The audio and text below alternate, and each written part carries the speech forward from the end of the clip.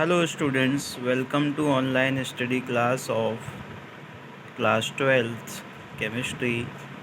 Students, इस part में हम लोग चैप्टर फर्स्ट के क्लासिफिकेशन ऑफ क्रिस्टलाइन सॉलिड वाली पार्ट को कवर अप करेंगे। स्टूडेंट्स, इससे पहले हमने डिफरेंस पढ़ा था क्रिस्टलाइन और अमॉर्फस सॉलिड के बीच में। अब हम ये जानेंगे क्रिस्टलाइन सॉलिड को कितने पार्ट में डिवाइड किया जा सकता है। तो स्टूडेंट्स, क्रिस्टलाइन सॉलिड्स की बात करें so crystalline solid can be divided into 4 parts. Crystalline solid को हम लोग 4 पार्ट में डिवाइड कर सकते हैं, जिसमें आपका पहला पार्ट है molecular solid. Molecular solid student, इसका मतलब ये है जो सॉलिड वो जो छोटे छोटे मॉलिक्यूल से मिलके बने हैं, यानी कि इनके जो कॉन्स्टिट्यूएंट पार्टिकल्स हैं, कंपोनेंट्स हैं, वो आपके छोटे छोटे मॉलिक्यूल्स हैं। और ये मॉलिक्यूल्स जुड़े होते हैं 3 तरीके की फोर्सेस से।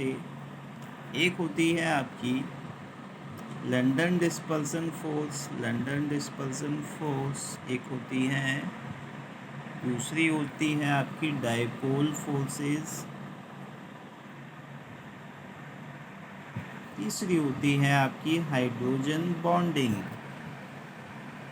इस बेस पर स्टूडेंट मॉलिक्यूलर सॉलिड को भी 3 पार्ट में फर्दर क्लासिफाई किया जाता है। लंदन डिस्पर्सन फोर्स से जो मॉलिक्यूल जुड़े होते हैं उनको हम लोग बोलते हैं polar molecular solid.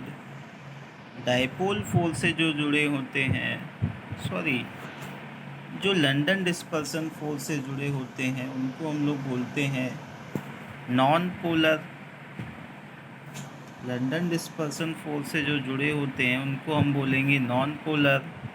Dipole force जैसे कि HCl, जिसमें हाइड्रोजन और क्लोरीन के बीच में एटॉमिक मास का ज़्यादा अंतर होता है, ये जो है जुड़े होते हैं डायपोल मोमेंट से, इसलिए इनको पोलर मॉलिक्यूलर सॉलिड बोला जाता है। इसके अलावा जो तीसरा पार्ट है मॉलिक्यूलर सॉलिड का, इसमें वो मॉलिक्यूल्स होते हैं जो कि हाइड्रोजन बॉन्डिंग के द्वारा एक दूसरे से जुड़े होते हैं। सो गाइस, इस तरह के जो मॉलिक्यूलर सॉलिड होते हैं उनको हाइड्रोजन बॉन्डेड मॉलिक्यूलर सॉलिड बोला जाता है। इस तरह से हमने मॉलिक्यूलर सॉलिड के 3 पार्ट के बारे में पढ़ा। अब हम बात थोड़ा सा एक इम्पॉर्टेंट फैक्ट यहाँ पर आता है, जिसमें से ये पूछा जा सकता है कि लंदन डिस्पर्सन फोर्स जो है या फिर डायपोल फोर्स या फिर हाइड्रोजन बॉन्डिंग, इनमें सबसे स्ट्रॉन्गेस्ट जो है फोर्स कौन सी होती है? तो इनमें सबसे स्ट्रॉन्गेस्ट फोर्स होती है हाइड्रोजन बॉन्डिंग। हाइड्रोजन बॉन्डिंग काफ़ी स्ट्रॉन्ग होती है, जबकि डायपोल फोर्स हाइड्रोजन बॉन्डिंग की कंपैरिजन में थोड़ा वीक होती है। और लंदन डिस्पर्सन फोर्स इनमें से सबसे वीकेस्ट फोर्स मानी जाती है। सो स्टूडेंट्स, ये आपने यहाँ पर पढ़ लिया है। इसके बाद हम आगे बात करते हैं मॉलिक्यूलर सॉलिड्स के कुछ एग्जाम्पल्स हैं। सो गाइस, इतना हम लोग पढ़ने के बाद आगे बात करते हैं नेक्स्ट टाइप की, क्रिस्टलाइन सॉलिड की नेक्स्ट टाइप की, जो कि है आपका आयोनिक सॉलिड। आयोनिक सॉलिड की बात करते हैं। सो गाइस, आयोनिक सॉलिड की अब हम बात कर ही रहे हैं, तो आयोनिक सॉलिड का जो एक एग्जांपल है उसका एक फिगर हम देख लेते हैं। NaCl का यहाँ पर हम क्रिस्टल स्ट्रक्चर अगर देखें तो आयोनिक सॉलिड के बारे में हम अंदाज़ा लगा सकते हैं। इसमें जो कॉन्स्टिट्यूएंट पार्टिकल्स हैं वो होंगे आपके पॉजिटिव और निगेटिव आयंस यहाँ पर होते हैं। आयोनिक फोर्स यहाँ पर लग रही होती है, जिसको हम लोग कूलाम्बिक फोर्स भी बोलते हैं। इनके बीच में जो फोर्स है वो कौन सी होगी? Coulombic force. साथ ही स्टूडेंट, एक चीज़ आप देख रहे होंगे कि यहाँ पर जो कैटायन का साइज आपका ये जो कैटाइन रेड कलर से डिनोट किया है, इसका size as compare to anion जो कि ब्लू कलर से डिनोट किया गया है, इसमें आप देखेंगे कैटाइन का साइज यहाँ पर छोटा है, यानी कि एनी का साइज छोटा है। रीज़न उसका ये है कि एनी ने एक इलेक्ट्रॉन लूज़ किया है, जिसकी वजह से इसकी एक शेल कम हो जाती है और इसका साइज छोटा हो जाता है। तो बेसिकली हम बात कर रहे थे आयोनिक सॉलिड की, तो हम बात कर लेते हैं कि ये जो आयोनिक सॉलिड हैं इनके बीच में कूलाम्बिक फोर्स एक्ट करती है और ये पॉजिटिव और नेगेटिव आयन से मिलकर बने होते हैं।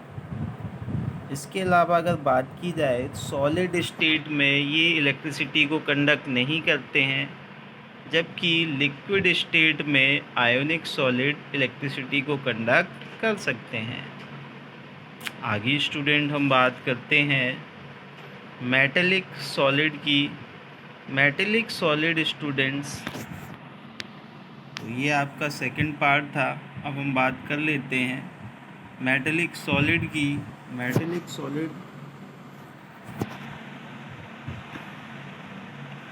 वो सॉलिड जो पॉजिटिव आयन से मिलकर बने हो।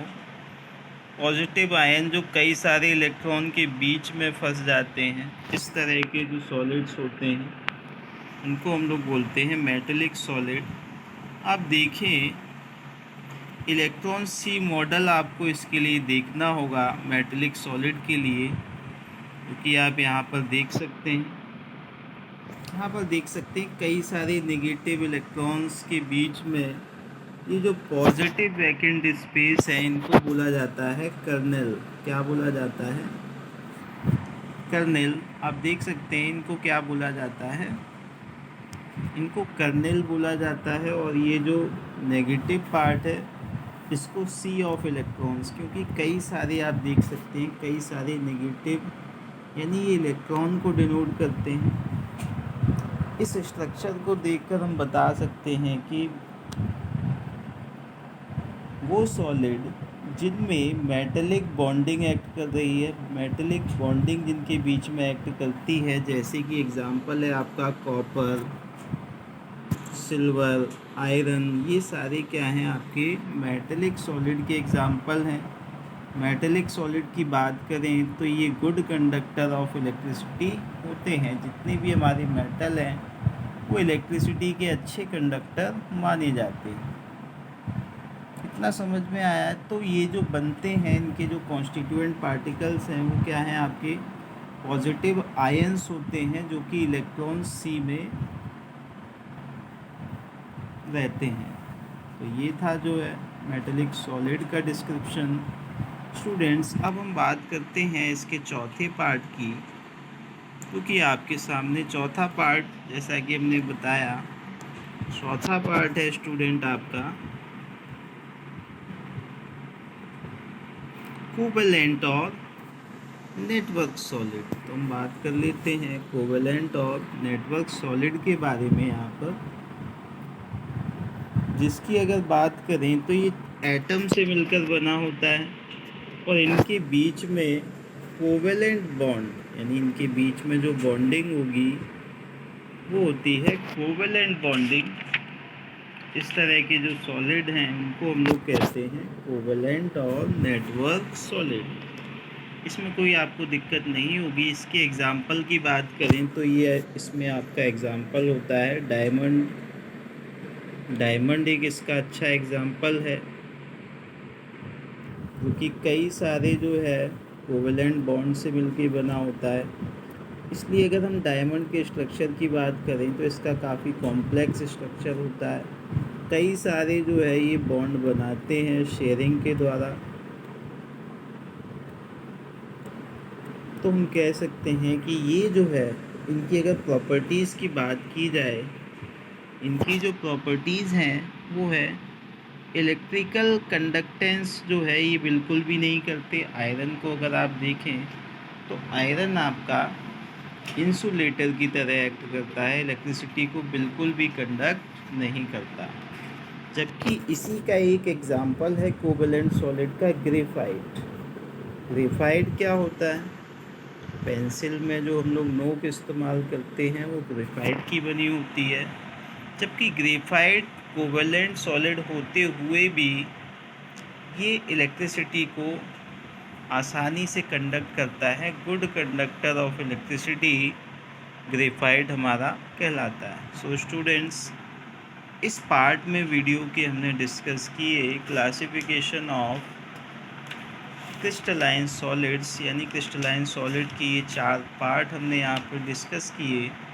नेक्स्ट वीडियो में, नेक्स्ट पार्ट में हम लोग क्रिस्टल लैटिस यूनिट सेल के बारे में पढ़ेंगे और उनके टाइप्स को जानेंगे। Thank you, have a nice day.